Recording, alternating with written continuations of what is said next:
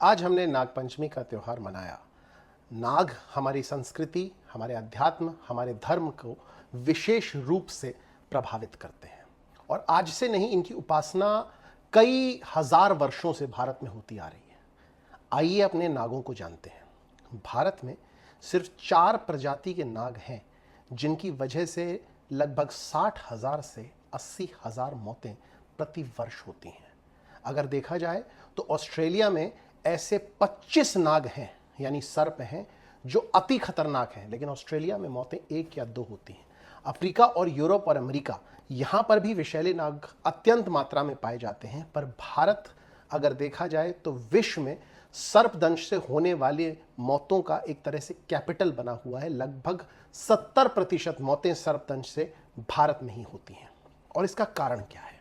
इसका कारण वो नाग ही नहीं है, बल्कि इसका कारण यह है कि हम अपनी वैज्ञानिकता और अपनी आध्यात्मिकता को अलग थलग कर कर चलते हैं। और जब भी ऐसा होता है तो हमारी आध्यात्मिकता पाखंड रूपी एक धर्म, एक त्रासदी में परिवर्तित हो जाती है।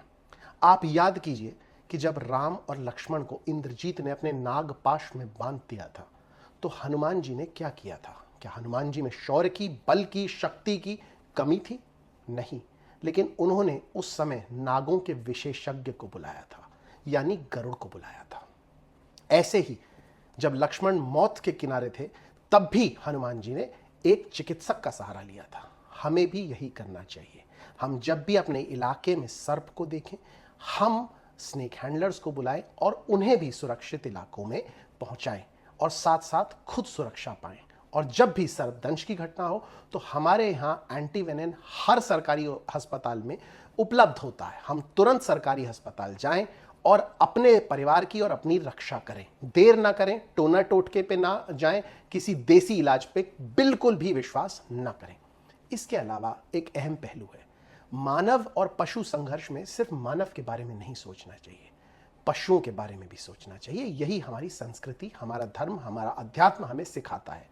तो हमें नागों के बारे में भी सोचना चाहिए। आज ही के दिन सबसे ज़्यादा नागों के ऊपर नाग पंचमी का बहाना लेकर अन्याय होता है। कुछ लोग उनको लिए लिए घूमते हैं और इससे पहले वो तैयारी कराते हैं उनसे, लगभग 6-6 महीने तक उनको जल नहीं ग्रहण कराते और फिर दूध में पानी मिलाकर उनके सामने प्रस्तुत करते हैं, तो दिखाते हैं कि नाग दूध पी रहा है। नाग दूध नहीं पीते, उनको डिहाइड्रेटेड स्टेट में रखा जाता है, जो उनके लिए बहुत खतरनाक होता है। उनके दांत तोड़ दिए जाते हैं और उसके बाद उन्हें फेंक दिया जाता है और वो मर जाते हैं। सांप हमारे इकोसिस्टम का एक बहुत अहम पहलू है। उनकी रक्षा करना, उनकी हर भाव से सुरक्षा करना, यही हमारी संस्कृति, यही हमारा धर्म हमें बताता है, हमें प्रेरित करता है। इसलिए आप सबको नाग पंचमी की हार्दिक शुभकामनाएं। लेकिन नाग पंचमी को अपने अंदर वैज्ञानिकता से धारण करिए और इसके मूल्यों को जानिए।